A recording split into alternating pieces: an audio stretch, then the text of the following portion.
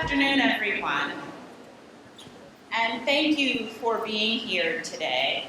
Before I begin my official welcome, I want to ask that if you have a survey and you complete it, at the end of our time together, to please put the survey in the red baskets as you exit, okay? So that's one housekeeping note. But again, welcome to everyone. Thank you for being here, and please know that it is an honor to be present with you on Martin Luther King Jr. Day. My most sincere hope is that our communities have chosen to use this day to reflect on the life, legacy, and call of Reverend Dr. King, and that instead of merely retreating into a day off, that we've chosen to examine, explore, and engage with topics, ideas, and opportunities to make a difference in the pursuit of justice and equity. But I imagine in many ways I'm preaching to the choir because you all are here, indeed, taking advantage of a significant opportunity to learn, to lead, to be challenged, to challenge one another. So let me thank you. Thank you for choosing to learn something new. Thank you for hearing a voice you may not have heard before. Thank you for choosing to witness to an experience that may be unlike your own, but that can enrich and enliven your lives. Thank you for being present with me. I believe we will leave this space inspired and invigorated, anxious to go out into the world and make a difference. So this afternoon, I ask that you think about how you can extend the experience you have had today throughout this week. There are a number of opportunities on both campuses, ranging from movie screenings to panels to discussions addressing topics ranging from race, economics, climate change, and much more. This week is an opportunity to think deeply about the issues we recognize and honor on Martin Luther King Jr. Day. And I encourage you to use today as a starting point for conversation, not an end point. Use this week as level setting, but then think about how and why you could, throughout the year, choose to engage in the pursuit of justice, equity, and inclusion. You see, every one of our lives is better when we jointly pursue justice. And while you may not be directly impacted by any given issue we'll explore this week, we are all impacted when injustice thrives in our world. And know that yes, you can make a difference.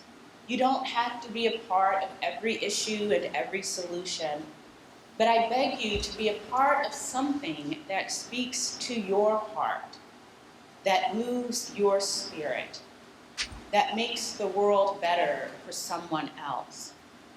Be a part of something that requires you to act, to be patiently impatient, to see, witness, and advocate for another, and to know that someone else in the world sees, knows, and advocates for you.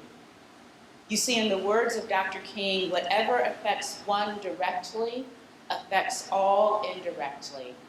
I can never be what I ought to be until you are what you ought to be. That is the interrelated structure of reality, end quote. So I would like to close by recognizing someone who takes the opportunity to serve others very seriously, and he does so every day. Of course, it takes a team, a community, a campus to make anything work. And a number of faculty, staff, administrators, students, visitors, and more come forward to make inclusion work on our campus. But I ask you today to join me in honoring the man who, each and every day, brings his full self into this work. Someone who sits with students, who advises colleagues, and who leads the planning of this week. Please join me in thanking and honoring Brandon Woodard.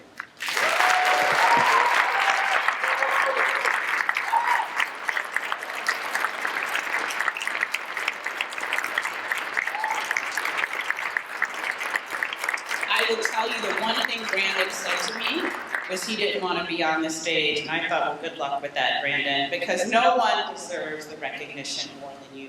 From the very bottom of my heart, I thank you. So I will leave you with a prayer from the Reverend Dr. Martin Luther King that dwells in my heart. Use me, God.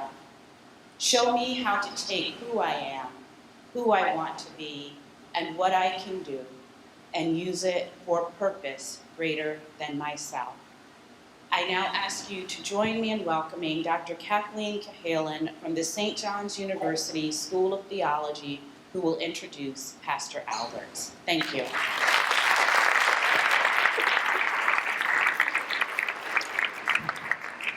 Hello, it's my pleasure to introduce Reverend James Earl Alberts II as our Martin Luther King keynote speaker today. He was born in Denver, Colorado, and came to Minnesota in 1995. He completed his bachelor's degree at Word to the World College in Denver, where he's also studying for a degree in ministry. He's an ordained minister in the Church of God in Christ, which is part of the Pentecostal tradition. In 2001, he founded Higher Ground Church of God in Christ in St. Cloud, where he continues to serve as the pastor. They first began meeting and worshiping in the cafeteria of South Junior High, but the church has grown and is now relocated with a staff of 5 to a church building in Waite Park. Reverend Alberts is active on many local boards. He serves on the board of Isaiah, a multiracial, statewide, neo-partisan coalition of faith communities fighting for racial and economic justice in Minnesota. He also serves as the jurisdictional secretary of the Minnesota Churches of God in Christ for the past 9 years. And he is a board member at the Collegeville Institute for Ecumenical and Cultural Research, which is located on the campus of St. John's University. Pastor Alberts is married, and he and his wife, Natoya, live in St. Cloud with their children. His speech today is entitled, "Are We Still Dreaming? Living Woke in a World Built on a Dream." Please join me in welcoming Reverend James Earl Alberts II to the College of St. Benedict and St. John University.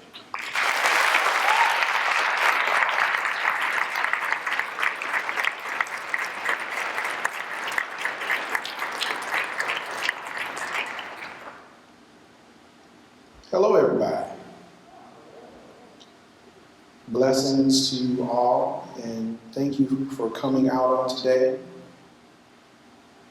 I am Pastor James Earl Alberts II, and I can tell you that this is the biggest stage I have ever been on, at least by myself anyway. They usually, by the time you get to a stage this size, there are 30 some odd people sitting with you, starting with bishops and working their way down.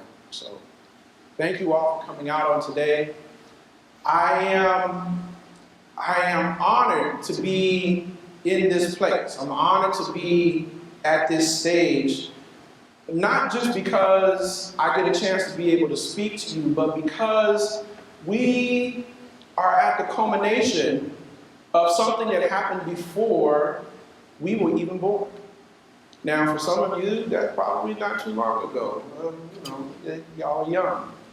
But even before I was born, or even before my parents were born, there was work that was done, beliefs, hopes, dreams that were had that allowed us to hope for something more, believe in something more, and establish a roadmap for us to be able to attain the place where we are today. Many of you are sitting in seats that were not made with you in mind, but that you had an opportunity to be able to get here. And it's by no small measure, it's by no small effect. There is no insignificant move or action that has transpired that has gotten you here today. But it started with a dream. I want to thank the president for the introduction and Kathleen, and I also want to thank Brandon for the work that he has been doing. Thank you for that. I want to give an honor to God, who is the head of my life. I owe it all to him. If it was not for him, where would I be? I want to honor my wife, who is here in support of me on today. And after today, or at the end of today, I'm going to take her home and sit her on the couch. I'm going to rub her feet because it has been a long day. I had her up early this morning because we had our MLK breakfast this morning. And so I shook her up at about 6 o'clock this morning and said, come on, let's go. We got work to do. We got things to do. But it's good to see and have that support here. There might be some from higher ground and some from the community that were with me this morning and are here now. And I want to thank you and honor you for being here on today. This is me. I like to do things. I fish. I like to fish. And lucky for me, I don't live too far away from here, and not too far away from here are a lot of places to go fish. My first fish that I caught in the state of Minnesota almost 25 years ago was Lake Sagataga. I was back there in a rowboat, and I caught a northern. And when I caught it, I didn't know what it was. And I pulled the fish up to the boat, and I saw it, and I freaked out. Because where I come from, long, slender fish with teeth in their mouth are called alligator garters. And you don't reach your hand down in the water and pick them bad boys up, you let them go. And while I was out there, this was out by the old church that's out there. There's a little dip that's really good for catching these kind of fish. And there was a dad and a son, a Boy Scout that was out there, and they were canoeing. And I called them over, and I said, excuse me, what kind of fish is this? And the little boy looked at me and he kind of chuckled. And the dad said, it's a northern. I said, is it a good fish? And the little kid chuckled again. And the dad said, yeah, it's a good fish. I said, so it's okay for me to pick it up? The little kid chuckled again. And the dad said, yep, you're doing pretty good. I said, okay, thank you. And they canoed off. The little kid was snickering at me the whole time. So I have history here in the area, here in St. Cloud. I've been here, been a part of the community, and I have been active since I got here. I try and be as involved as I can, but there is only 24 hours in a day. So I keep my inclinations as focused as I can. And even then, sometimes I find myself triple booked and without a whole bunch of extra time. So I appreciate the opportunity to be able to do that. I am the pastor of a church. And the significance of being a pastor of a church, for your benefit, is the idea that in the African American community, historically, this is not as much the case now, but historically, the place where we would go to in order to find inspiration, the place where we would go in order to find education, the place where we would go to find support, the place for which we were going to launch most of our stuff off into was in the church. And so a lot of our leaders, a lot of our firebrands, a lot of the individuals that we would call go-getters would fine-tune themselves in the church. And I was raised and grew up in that culture. I am fourth generation Church of God in Christ, which is one of the oldest Pentecostal denominations in the United States. And as a result of such, for many of you, if you don't know what the Church of God in Christ is, I can give you a synopsis. We are a hand-clapping, foot-stomping, tongue-talking church. That was my wife. And so what that means is that I'm going to need you to holler back at me every once in a while. It's okay if you come across something that you agree with for you to say amen every once in a while. If you get excited and you feel as if you want to respond, I promise you it won't distract you. As a matter of fact, it'll make you feel more at home. So if you understand that, let me hear you by amen. Amen. All right, so we are moving in the right direction. In a moment that I'm going to have you participate with me. But before we get started, we are here because of this man.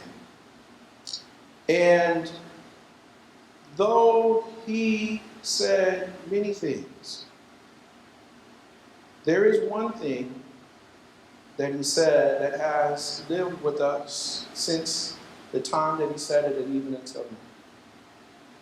And I wonder if we know more than just a phrase. So if you would, indulge me for a moment while I bring this to your recollection.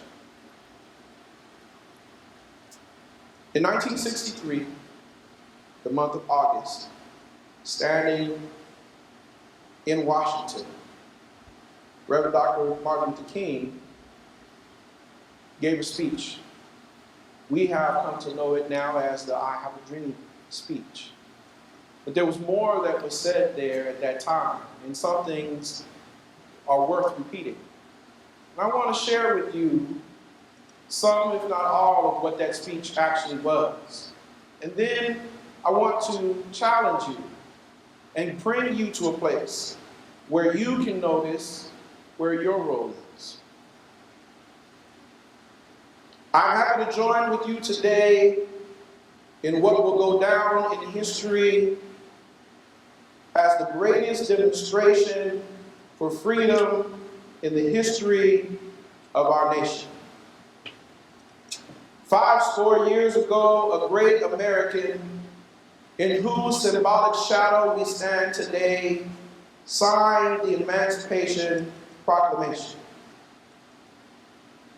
This momentous decree is a great beacon of light, of hope to the millions of Negro slaves who have been seared in the flames of withering injustice. It came as a joyous daybreak to the end of the long night of their captivity. But 100 years later, the Negro is still not free. 100 years later, the life of the Negro is still badly crippled by the manacles of segregation and the chains of discrimination. 100 years later, the Negro lives on a lonely island of poverty in the midst of a vast ocean of material prosperity. 100 years later, the Negro is still languished in the corners of American society and finds himself in exile in his own land. So we've come here today to dramatize a shameful condition. In a sense, we've come to our nation's capital to cash a check. When the architects of our republic wrote the magnificent words of the Constitution and the Declaration of Independence, that they were signing a promissory note to which every American was to fall heir. This note was a promise that all men, yes, black men as well as white men, would be guaranteed the unalienable rights of life, liberty, and the pursuit of happiness. It is obvious that that America has defaulted on this promissory note insofar as her citizens of color are concerned. Instead of honoring this sacred obligation, America has given the Negro people a bad check. A check in which has come back marked insufficient funds. But we refuse to believe that the Bank of Justice is bankrupt. We refuse to believe that there are insufficient funds in the great vaults of opportunity in this nation. So we've come to cash this check, a check that will give us upon demand the riches of freedom and security and justice. We have also come to this hallowed spot to remind America of a fierce sense of urgency of now. This is no time to engage in the luxury of cooling off or to take in the tranquilizing drug of gradualism. Now is the time to make real the promises of democracy. Now is the time to rise from the dark and desolate valley of segregation to the unlit path of racial justice. Now is the time to lift our nation from the quicksands of racial injustice to the solid rock of brotherhood. Now is the time to make justice a reality for all of God's children. It would be fatal for the nation to overlook the urgency of the moment. This sweltering summer of the Negro's legitimate discontent will not pass until there is an invigorating autumn of freedom and equality. 1963 is not an end, but a beginning. Those who hope that the Negro needed to blow off steam and will now be content with what will have a rude awakening if the nation returns to business as usual. There will be neither rest nor tranquility in America until the Negro is granted his citizenship rights. The whirlwinds of revolt will continue to shake the foundations of our nation until the bright days of justice emerge. And that is something that I must say to my people who stand on the worn threshold which leads into the place and the palace of justice. In the process of gaining our rightful place, we must not be guilty of wrongful deeds. Let us not seek to satisfy our thirst for freedom by drinking from the cup of bitterness and hatred. We must forever conduct our struggle on the high plane of dignity and discipline. We must not allow our creative protests to degenerate into physical violence. Again and again, we must rise to the majestic heights of meeting physical force with soul force. The marvelous new militancy which has engulfed the Negro community must not lead us to distrust all white people, for many of our white brothers, as evidenced by their presence here today, have come to realize that their destiny is tied up with our destiny. They have come to realize that their freedom is extremely bound to our freedom. We cannot walk alone. And as we walk, we must make the pledge that we shall always march ahead. We cannot turn back. There are those who are asking the devotees of civil rights, when will you be satisfied? We can never be satisfied as long as the Negro is the victim of unspeakable horrors of police brutality. We can never be satisfied as long as our bodies, heavy with the fatigues of travel, cannot gain lodging in the motels of the highways and in the hotels of the cities. We cannot be satisfied as long as the Negro's basic mobility is from a smaller ghetto to a larger one. We can never be satisfied as long as our children are stripped of their adulthood and robbed of their dignity by signs stating, for whites only. We cannot be satisfied as long as the Negro in Mississippi cannot vote and the Negro in New York believes he has nothing for which to vote. No, we are not satisfied. And we will not be satisfied until justice rolls down like the waters of righteousness, like a mighty stream. I am not mindful that some of you come here out of great trials and tribulations. Some of you have come fresh from narrow jail cells. Some of you have come from areas where you quest for freedom, left you battered by the storms of persecution and staggered by the winds of police brutality. You have been veterans of creative suffering. Continue to work with the faith that unearned suffering is redemptive. Go back to Mississippi. Go back to Alabama. Go back to South Carolina. Go back to Georgia. Go back to Louisiana.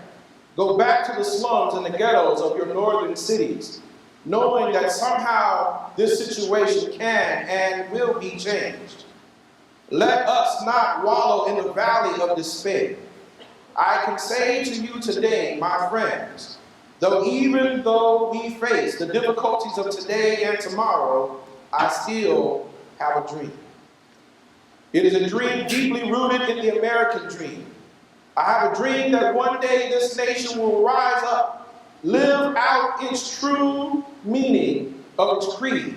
We hold these truths to be self-evident, that all men are created equal.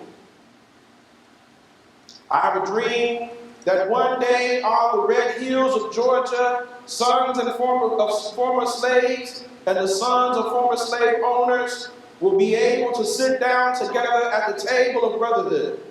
I have a dream that one day, even the state of Mississippi, a state sweltering with the heat of injustice, sweltering with the heat of oppression, will be transformed into an oasis of freedom and justice.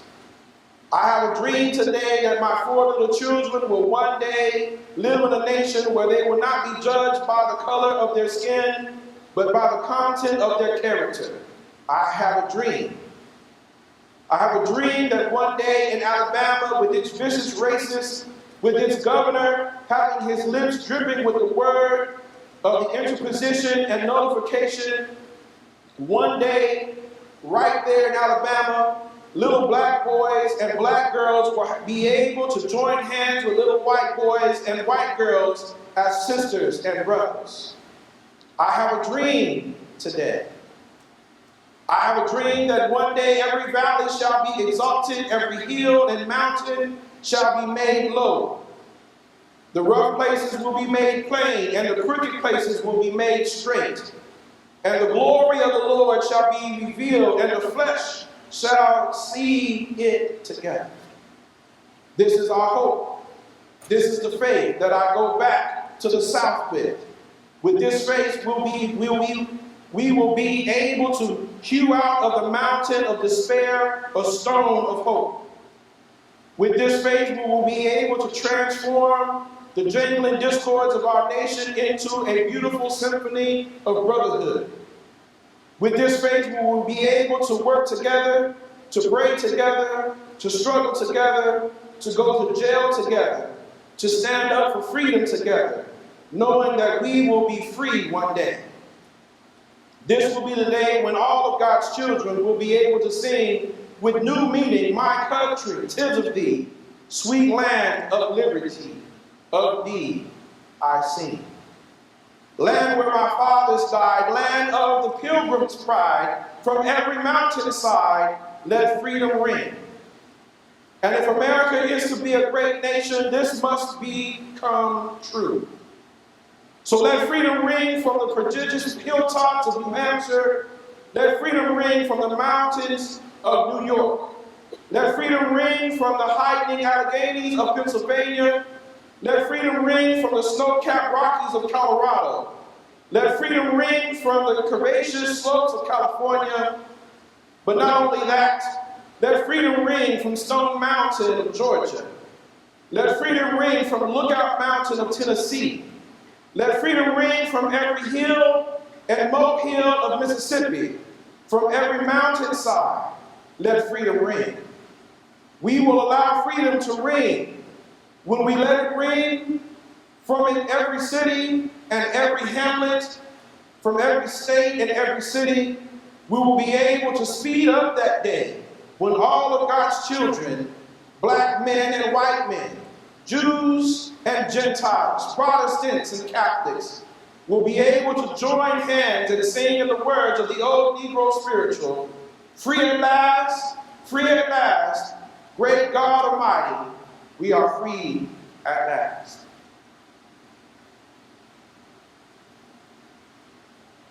Still gives me chills today.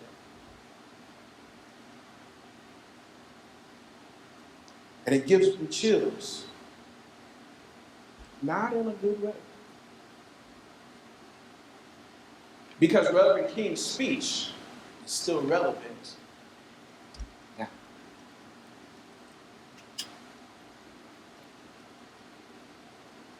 The Negro is still not out of that low-lying valley.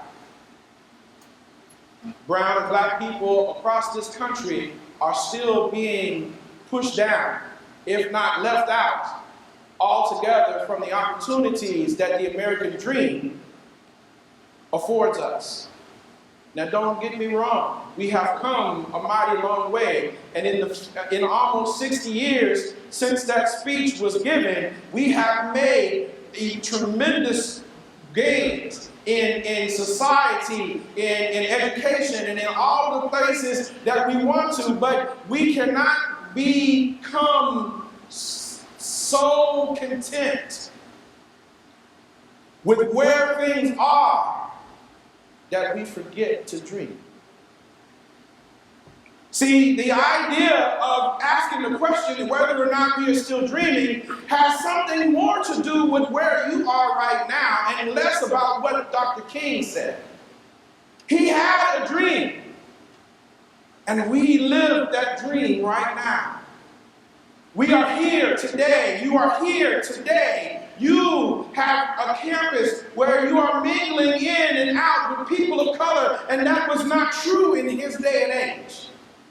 You now go to a community. You can go into your cities and into your grocery stores, and to see a person of color is not strange now. But the things that make life what it is, and the things that make life what it could be, there are still inequities that are involved, and there's a role for you to be able to play. I read Dr. King's speech not because I didn't have words of my own that I wanted to give, but to point out to you that in 1963, we were talking about police brutality. And guess what we were talking about in 2019? In 1963, we were talking about the effects of education and the inability to be able to access it. And guess what we're talking about in 2020? We sit in ourselves with the opportunities at our disposal. We have access to technology. We can know what's going on around the world, and yet we deny ourselves the opportunity to change the neighborhood in which we grew up.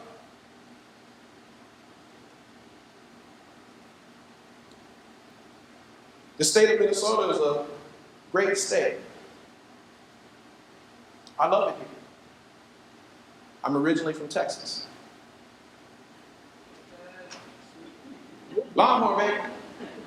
Woo, woo, woo. But when I came here, oh, thank you. When I came here, one thing became very apparent. There were some situations here that I was not necessarily expecting. I have been called nigger before. I have been called nigger in the store. I've been called nigger in the public. I have been called nigger to my face. I have been called nigger in a lot of places. But I have never been called nigger more anywhere else in my life than in the state of Minnesota. And we shy away from those things, and oh my God, he said that word. When no, we have to remember, we are still dreaming, people. We are still dreaming, and a part of the dream, there's some nightmarish tendencies that we've got to work out. You can't walk around with your head in the clouds without expecting rain sometimes. we find ourselves in those situations, I could run, I could be mad, I could be angry. My daughter was yet this big, and we were in the park, and a man in his infinite wisdom decided he was going to drive by, roll down his window, and notify me that this park was for whites only. St. Cloud, 1998.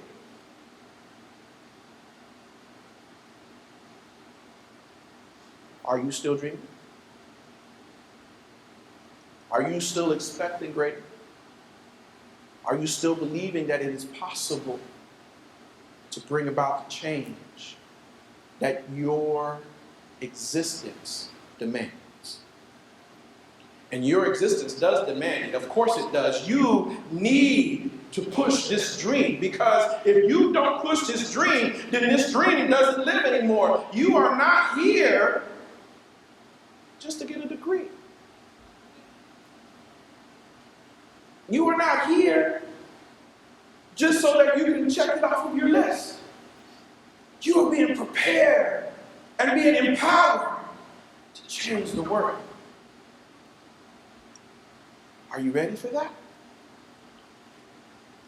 Dr. King, when he was 19 years old, he went to college. A rarity in 1963, but his father, a Baptist preacher, decided that his son, he wanted to be able to lift his son up, and he did all the things that we all do when we were young, and we would go here, we go there.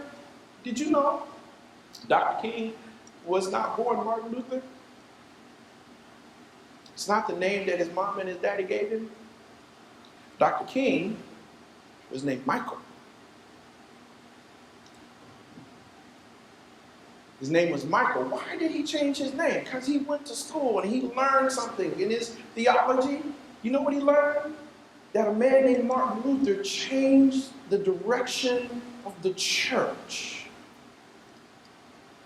He changed the direction of the church, and in honor of his fight, in honor of his belief, Michael King Jr. changed his name. What are you willing to do?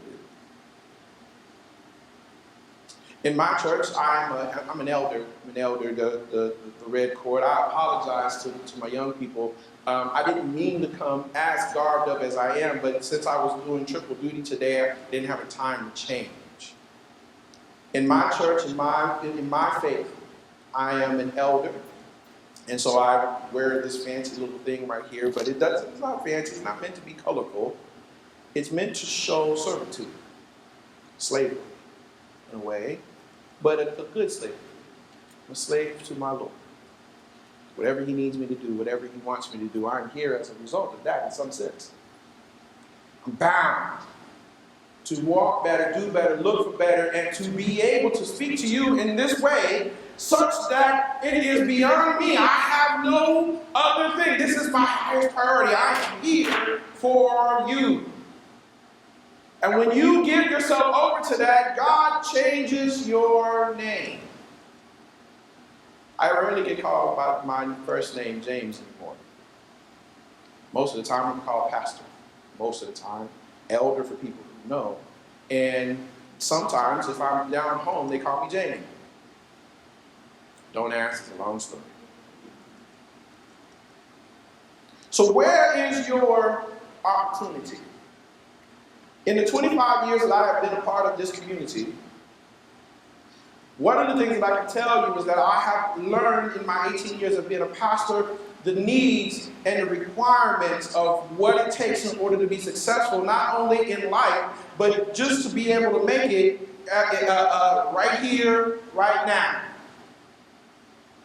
When we talk about the Poor People's Campaign, one of the things that happened during the Civil Rights Movement is that Dr. King began to realize that the thing that they were doing in the Civil Rights Movement, which looked good in the effect that it had on people, to bring about an awareness of the suffering of the people, to fill up jails because they were protesting, to be hit with water hoses and attacked by dogs just because you wanted the right to be able to walk across a bridge.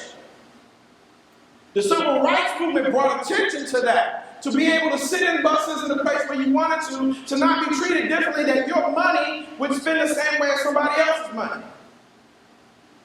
And what they began to realize is that though the civil rights movement had an effect on the idea and on the understanding that people had about the plight of the African American in this country, it did very little to change their actual life. And so he started the Poor People's Campaign. And the Poor People's Campaign was a campaign that went beyond just looking at color and at race and started dealing with the economics of the life and what it meant in order to exist. Because when you really get down to brass tacks, the real problem is not brown and black, it's green. And how can you balance out that conversation about economics? Why is race so closely tied to how much money that you can make? Because the average unemployment rate right now is very, very low. But what has always been true for as long as you can go back and you can do numbers, the African American unemployment rate has always been no less than double the amount of unemployment in this country as a whole. And so whatever the unemployment rate is, if it's 4%, it is at least 8% for the African American. And other cultures, other colors are in varying ways the same thing. There is always a greater number, so that underneath what we want to believe, because we want to believe how good, how great things are, and that's fantastic, it's still not evil. It's still not equal. And so what do we need to do for that? Wealth is built in this country by real estate. And the ability to be able to own a home. 40 acres and a mule. You ever heard of that? Never have. And so, yet the Emancipation Proclamation was signed, and though in 1963 we were free on January 1st, and even though it took 6 months, January 19th, 1865, 6 months and 2 years later was when the last of the slaves realized that they were no longer slaves and they had to be set free, you were free to do what?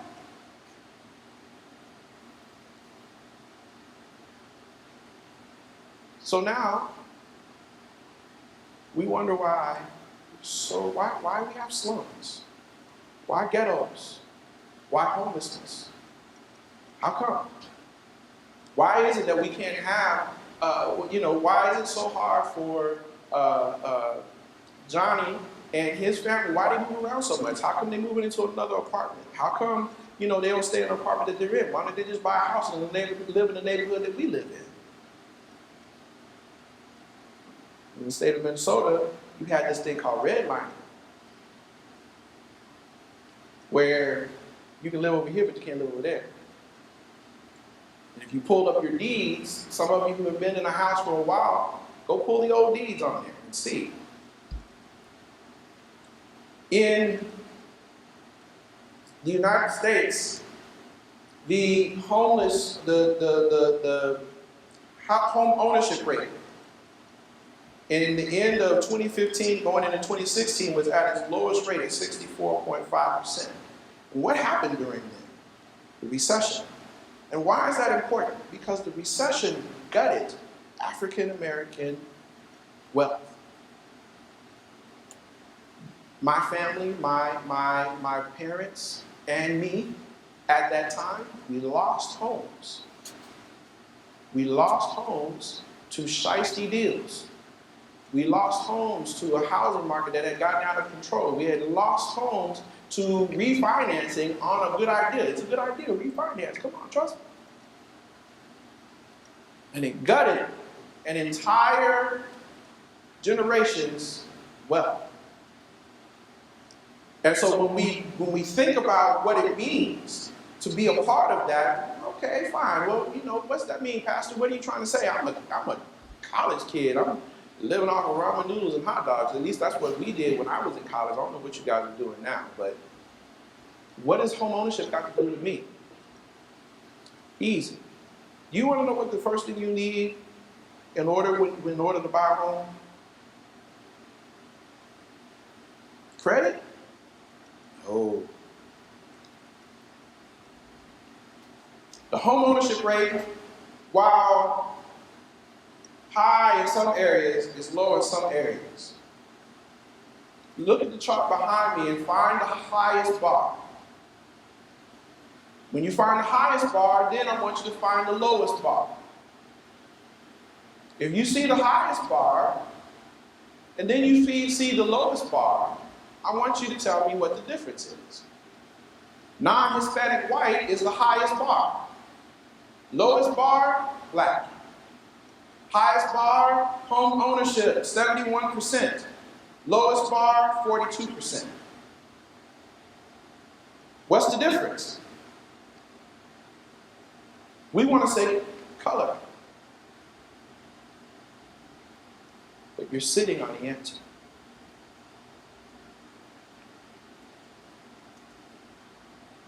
Remember I said y'all can talk back to me? What is it? You're whispering. Come on. Education.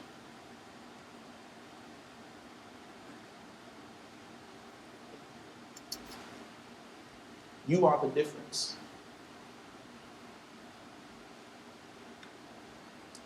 I'm a country boy. I grew up on a farm.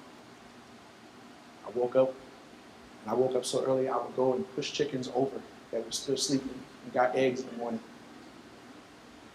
Okay? My father was in the Air Force. He was the air traffic controller. Graduated from junior college. Didn't go to college until after all the kids were grown and all kinds of stuff. My mom never finished high school. And it was discovered that I was kind of nifty with numbers.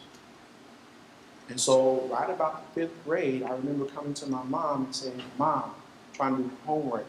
Can you help me? And in the 5th grade, I was doing pre-algebra. And my mom said, baby, Mama can't help you. Go back in there and read and see if you can figure the answer out. No problem, I got it. I'm gonna go and figure this thing out. 2 years later, now I'm in pre-calc. Go to my dad. We already worked out that whole mom thing. Go to my dad. Dad, derivatives. Can you help me out? Son, can't help you with that. Go back in your room, study. See if we can work that thing out. No internet. No Khan Academy. No YouTube. Okay? The best I had was 2 sets of Encyclopedia Britannica that's collected dust on the bottom shelf in the hallway. But my parents, before they sent me in my room, each time said, and don't you dare quit.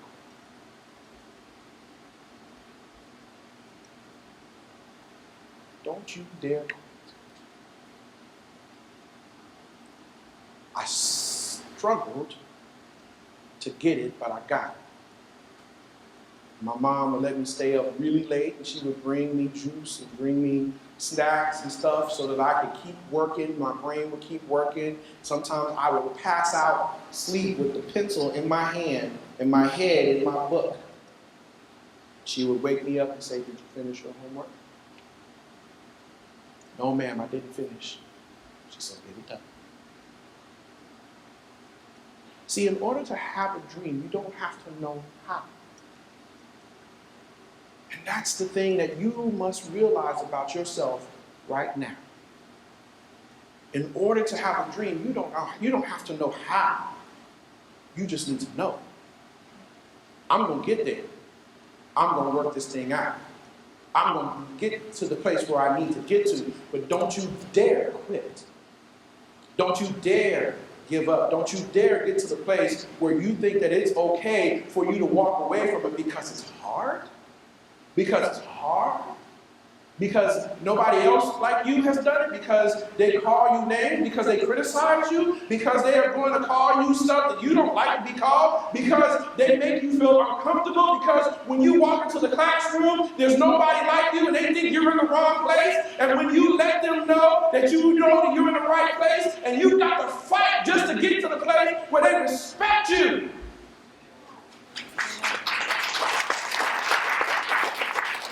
Don't you quit. Third year, politics. I had political science. I got there late. Had to take a back seat. I never sit in the back. I don't sit in the back. I don't sit in the back because the back is where they made us sit. So I refuse to sit in the back. But I had to sit in the back. All seats were taken. And the first day of class, the professor walks in. He was late. He walks in, and the first day of class, he says, all of you in the back row statistically are going to fail this class. Good luck.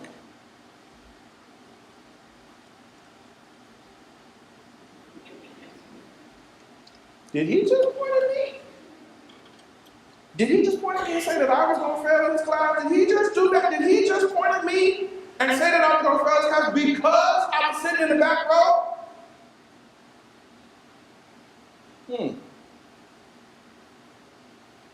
Last day of class of political science, I was late. I walked in, he's handing out final exams. My classmates were sweating. And he looks up, and he sees me, he says, you don't have to be here. This test is not going to make a difference on your grade. You've already got an A. Goodbye. Right.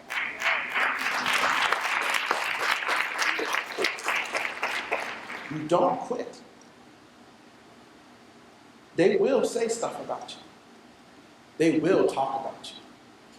And I'm not talking to my brown and black brothers and sisters. I'm talking to my Caucasian friends as well. They will talk about you. Oh, you helping them. Oh, you siding with them. But just like Dr. King said, that the ones that are here today are worthy of being called brothers and sisters. The ones that are here today are worthy of being called brothers and sisters. And to that, you should welcome the challenge. Don't quit. Because quitting is what the enemy, not necessarily any person, any creed, quitting is what they expect you to do. Education has always been underserved to a community that didn't look like the one that was in majority power. But if my eyes were working well, you have a black president.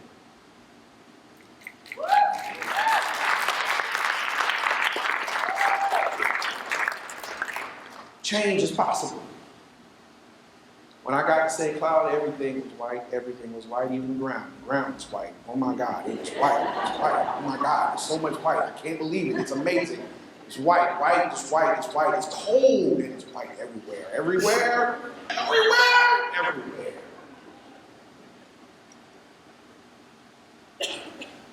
But I refused to quit. Not because I had something to prove, but I just wanted to make it better. And despite what loud mouths will tell you, everybody doesn't spew hate. Despite what might be going on in news, normal people have to get along in order to be able to make it in this world. And so what we don't do is walk around believing the hype. You have to exist woke in your dream state. You have to act like you know a little bit more than the headlines that they are trying to sell you. You've got to be willing to go a little bit deeper. You've got to be willing to take this education and the tactics that they're teaching you. When we teach you, when you go through this undergrad stuff and you're learning about writing these papers and you're like, oh God, I gotta write this paper again. Those are tactics that get you out of the grips of insidious stupidity. Insidious stupidity. Because it will permeate. It will permeate. Where did you get that from? What are you talking about? What do you mean? What are your sources? that on the internet. Don't worry, I'm teasing my kinfolk.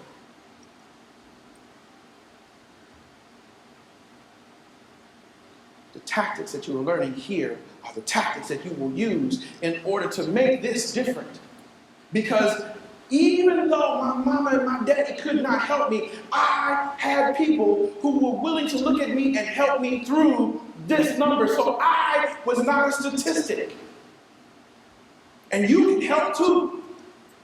You can help, you can help, you can help. It doesn't matter where you are. If you see somebody that needs some help, opening up your mouth and saying, I can help you with that, that is the smallest thing you can do to have the greatest effect on somebody's life. And putting yourself in that position takes nothing more than the courage to try.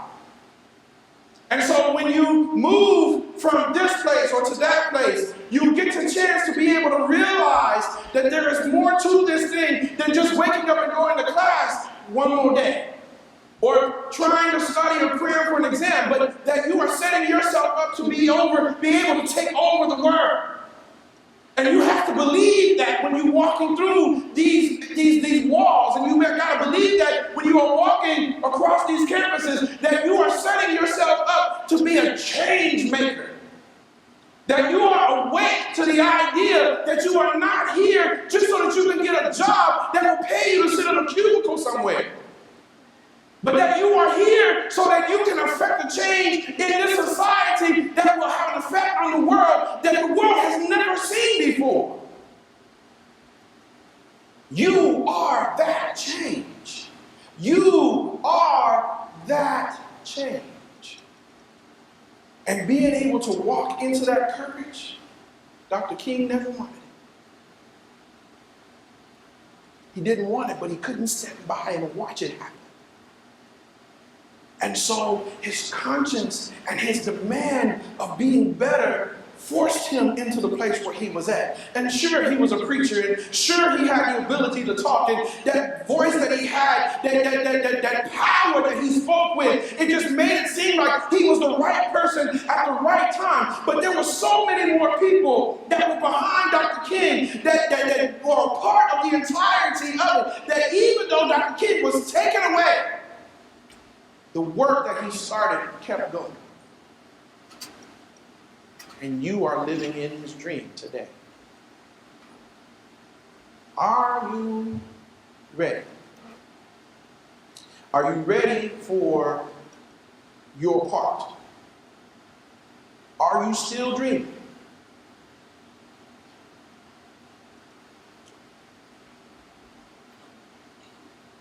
The Civil Rights Movement started off with this. That's all it was. One person picking up their foot and putting their foot down. Now, here's where you get to participate. Get comfortable. But get yourself some foot room. Okay? Get some foot room. If you gotta stand up, I understand. Okay? Now, you're going to have to do two things at once, okay?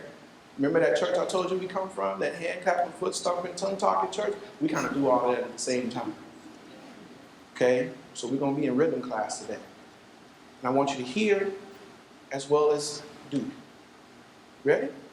Okay? I want everybody to lift up one leg and just let it fall. Ready? Go.